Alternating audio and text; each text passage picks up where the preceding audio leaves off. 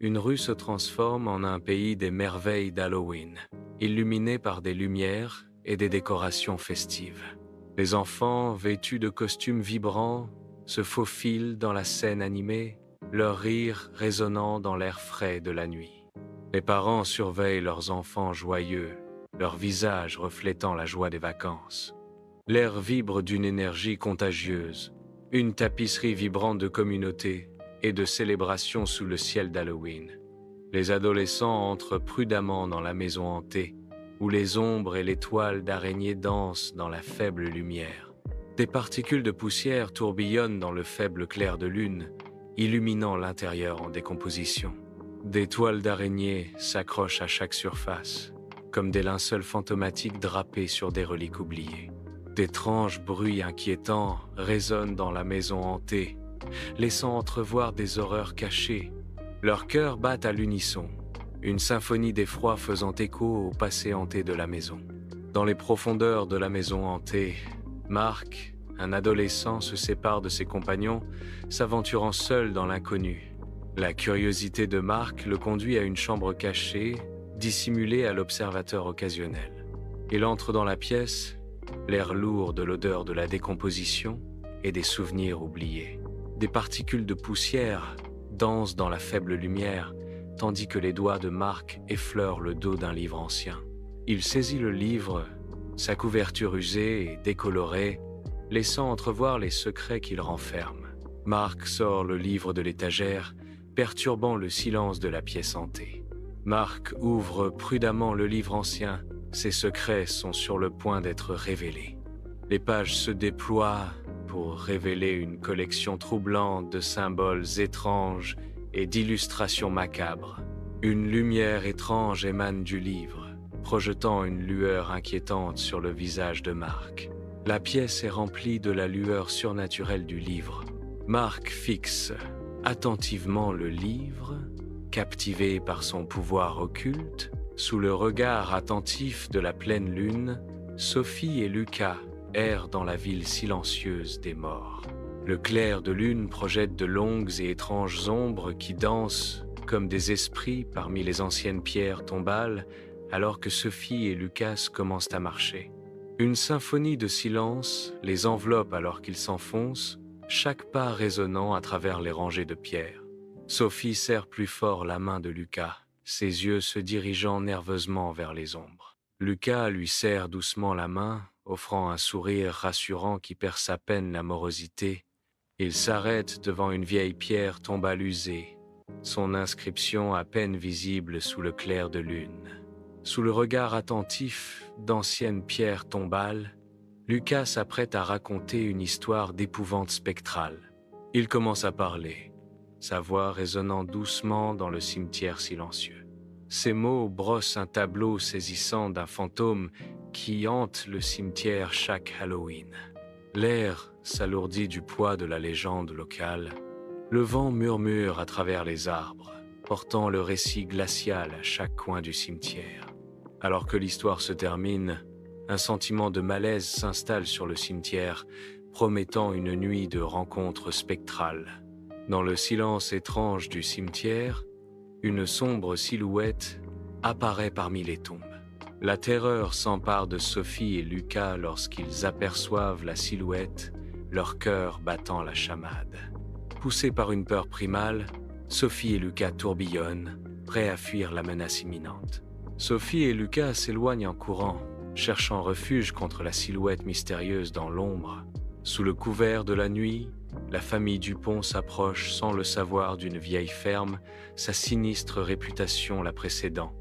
Une vieille ferme, isolée à temps, ses fenêtres assombries, laissant entrevoir des secrets cachés en son sein. La famille s'approche, ignorant les histoires étranges qui enveloppent la ferme et ses environs. Alors qu'ils s'aventurent dans la nuit, la ferme se profile, promettant un Halloween loin de leurs attentes. Le salon est voilé dans les ombres profondes de la nuit, avec seulement un faible clair de lune perçant à travers les fenêtres poussiéreuses. Léo et Léa, les yeux écarquillés d'une curiosité juvénile, entrent prudemment dans la ferme faiblement éclairée. Ils découvrent une porte cachée, un passage secret vers le grenier oublié depuis longtemps. L'air est épais de l'odeur du bois vieilli et des souvenirs oubliés alors qu'ils entrent dans le grenier. Dans la faible lumière du grenier, Léo et Léa tombent sur une vieille poupée oubliée. Un silence inquiétant remplit la pièce, et le regard de la poupée semble suivre chacun de leurs mouvements. L'air s'alourdit d'anticipation alors que la présence de la poupée prend des proportions démesurées. Un grincement résonne dans la maison, signalant le début d'événements inexplicables. Les ombres dansent le long des murs et la température baisse, ce qui ajoute au malaise croissant. La poupée reste immobile, mais son aura malveillante s'intensifie, promettant des événements plus sinistres à venir. Sous un couvert d'arbres denses, Julie, Thomas et Anna s'aventurent plus profondément dans la forêt sombre, leur enthousiasme s'estompant alors qu'ils cherchent l'endroit idéal pour la fête d'Halloween. Perdus dans la nature sauvage, les amis autrefois joyeux sont maintenant confrontés à la sombre réalité de leur situation, alors que les ombres jouent des tours à leurs yeux et que la nuit s'assombrit. La forêt semble se refermer autour d'eux, chaque bruissement de feuilles et craquement de brindilles accentuant leur peur et leur isolement croissant. À mesure que la nuit s'approfondit, les amis se serrent les uns contre les autres, leur espoir diminuant alors qu'ils réalisent qu'ils sont désespérément perdus. Un silence troublant enveloppe la forêt, rompu seulement par le bruissement d'entités invisibles. L'air s'alourdit de la sensation d'être observé, chaque ombre semblant abriter un observateur caché. Une symphonie de bruits étranges s'élève des profondeurs des bois, un chœur de l'inconnu se refermant. Chaque pas en avant est ponctué par le craquement sec des branches, trahissant leur présence à tout ce qui rôde à proximité. La forêt semble retenir son souffle, attendant, tandis que la présence invisible se rapproche toujours plus. La panique se resserre alors que les sons s'intensifient. La forêt est désormais un labyrinthe menaçant d'ombres et de murmures. La forêt cède pour révéler une clairière cachée où des secrets sommeillent dans les pierres antiques. Au cœur de la clairière, un autel en pierre attend, sa surface gravée de symboles secrets. L'autel est silencieux, un monument silencieux aux rituels oubliés et au pouvoir perdu depuis longtemps. Les symboles vibrent d'une énergie invisible, suggérant l'obscurité qui prospérait autrefois ici. Les ombres dansent autour de l'autel, comme si la forêt elle-même retenait son souffle en signe d'attente. La clairière est un rappel obsédant des mystères qui se cachent sous la surface du monde. Au cœur de la nuit, un laboratoire solitaire brille de secrets, où le docteur Raven se consacre à des expériences interdites. L'air crépite d'un potentiel inouï, tandis que les yeux du docteur Raven brillent d'une inspiration maniaque. Les ombres dansent autour des bêchers bouillonnants, chaque sifflement promettant la folie. Il verse une concoction lumineuse dans un flacon, le liquide tourbillonnant comme une galaxie capturée. Le laboratoire palpite d'une lumière étrange, tandis que la silhouette du docteur Raven se profile sur sa création. Une percée se profile, et les lèvres du docteur Raven s'arquent en un sourire, promettant à la fois génie et terreur. Le docteur Raven, enveloppé d'ombre, concocte une potion promettant un pouvoir monstrueux. Il lève la potion, sa lueur étrange se reflétant dans ses yeux déterminés. Son regard se tourne vers l'intérieur, une bataille silencieuse d'ambition et de conséquences faisant rage en lui. Une lueur résolue durcit son regard alors qu'il prend sa décision fatidique. D'une main ferme, il porte la potion à ses lèvres, scellant son destin. La potion s'épuise, le sort en est jeté, et le docteur Raven se prépare à la transformation. Au cœur du laboratoire, le docteur Raven se tord. Les os se contorsionnent, la chair s'étend. La forme monstrueuse du docteur Raven éclate à travers les portes du laboratoire, une silhouette terrifiante contre la lumière stérile. La créature ravage les rues de la ville, son ombre tombant sur les foules paniquées. Les bâtiments s'effondrent sous la puissance de la créature, une symphonie de destruction résonnant dans la nuit. La ville brûle. un témoignage de l'horreur déchaînée de la transformation du Dr Raven. Sous le couvert de la nuit, la créature, autrefois le Dr Raven, rôde dans la rue déserte de la ville. Le silence inquiétant se brise alors que les lourds pas de la créature résonnent sur les pavés, envoyant une onde de terreur dans les ruelles désertes.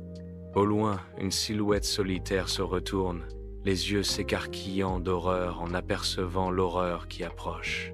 La panique éclate alors que les rares âmes restantes réalisent que le cauchemar est réel, leurs cris désespérés étant engloutis par la nuit. Le bar est rempli d'adultes, vêtus d'ombre et de costumes, prêts à célébrer Halloween. Le rire et les bavardages emplissent l'air. Les boissons sont versées alors que la nuit est sur le point de commencer. Un silence s'installe dans le groupe alors que la narration commence. Dans la pénombre du bar, Monsieur Dupont commence à tisser un récit de terreur locale. Ces mots brossent un tableau saisissant d'une sorcière hantant la région. L'air s'épaissit de suspense au fur et à mesure que l'histoire se déroule. Chaque mot résonne de la présence effrayante de la sorcière. Brusquement, l'obscurité engloutit le bar alors que les lumières vacillent et s'éteignent. Une silhouette menaçante obscurcit la fenêtre et la peur remplit l'air. Un halètement collectif s'élève tandis que la panique se répand dans le bar. Les clients crient et se bousculent, les yeux écarquillés de terreur. Le chaos règne alors que le bar sombre dans une frénésie de peur.